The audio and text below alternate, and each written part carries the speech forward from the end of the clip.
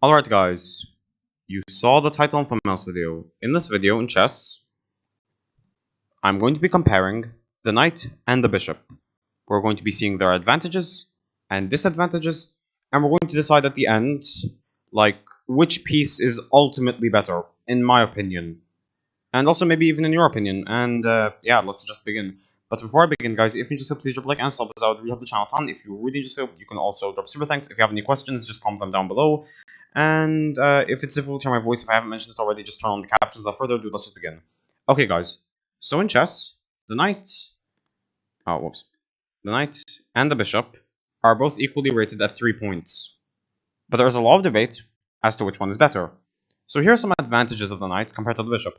The bishop, for example, can only move on light squares. Now, I know that because I'm like in the custom mode, I can move to the dark squares, but you can't do this in normal chess. So yeah, like for example, let's say the pawn that I have over here was here. This bishop would never be able to capture it, no matter what it does. I mean, like, this is pretty general news about chess. And now let's start with the knight. The knight, on the other hand, can jump in an L shape, and it can go to other color squares. Or, for example, it can go for this pawn. However, the pawn could just move over here, and then it will be completely protected. And I could go over here, and then it could just keep attacking the knight. Like, basically endlessly. But the difference between the bishop and knight is not just the... Okay. The difference between them, another difference, is that the bishop has a lot more, like, movement. The bishop, like, let's say this pawn wasn't here, okay? Let's say it was here, like, in its original place. Let's say, oh my, okay. Let's say the pawn was over there. What we can do with this bishop is that it can control all the squares over here, over here, over here, and over here. Whereas the knight literally can only go in an L shape. So, on one hand, the knight's movement is a lot less. On the other hand, it can actually go to other colored squares, making it not locked from literally half of all the squares. And yeah, that's generally the difference between the two, and they're literally just both rated 3 points. But the thing is, most chess engines, especially for example AlphaZero, they rate the bishop slightly more. Like, they rate the knight like 3 points and the bishop 3.5 points. And yeah, the thing is, honestly, overall, depending on which stage of the game you're at, both of these two pieces can have like multiple varying differences. Like, for example, if you're in like the beginning of the game, the start, like the opening, usually they're going to be equal, basically. Although the knight, you can do some tricks, and the bishop, you can pin some pieces and just completely make your opponent just lose the game. This usually doesn't happen like higher like games above 1,000. And in the middle game, they're also basically equal. And the end game, the bishop is generally better if it can still like control where the pawn is going. But for example, okay, let's say this were the end game, and it looks like the end game, to be honest. This bishop would literally not be able to reach its pawn, and let's just say there's other things that prevent this from being a draw. Okay, like other things, like let's say for example, white has 2 more pawns, let's say. There's no way this one bishop could reach all of these pawns, and not just because of how many pawns there are, but also, for example, because these 2 pawns are on different squares. However, let's say, for example, these 2 pawns didn't exist, and let's say black had 2 pawns. Now, the problem is that the knight can't move nearly as far and can constantly get attacked by the pawns, and will have to just keep moving endlessly. So yeah, those are the advantages and disadvantages between the two. And overall, in most stages of the game, they're equal, but there are like some key differences that you should watch out for. If you have the bishop pair, generally the bishop pair is going to be more powerful than 2 knights, because you can just control a whole row of squares, like, for example, this. You can literally just go all the way over here, and you have control over all the squares. And not just that, right?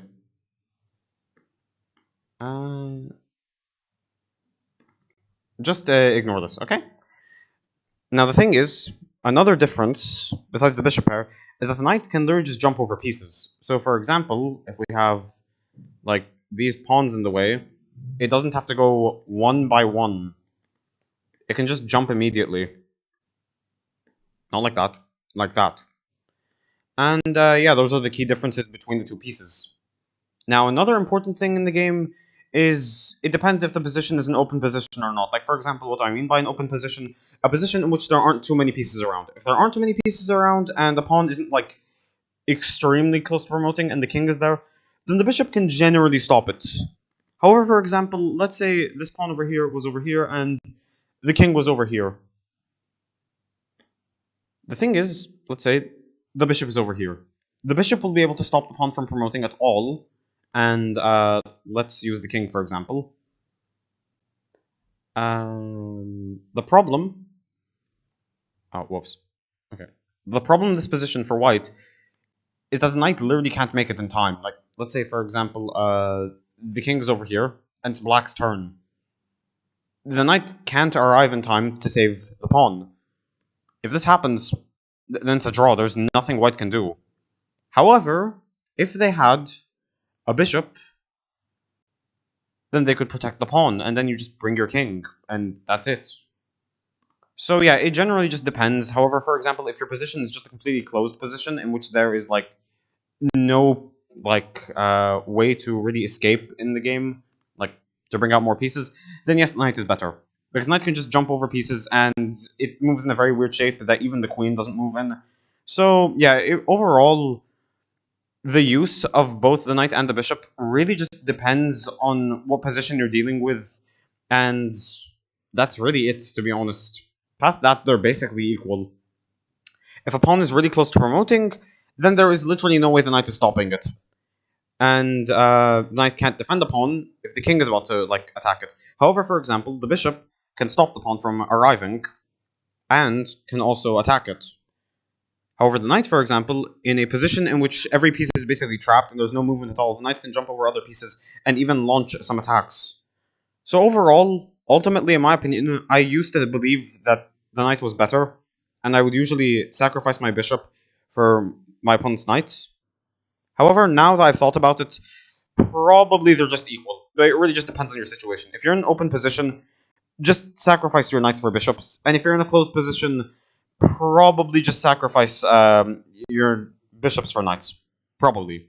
And in the end game, it really depends on how everything is sorted out as to whether which one is better. So overall, it really just depends on the situation.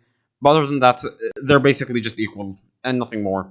That's my honest opinion about it.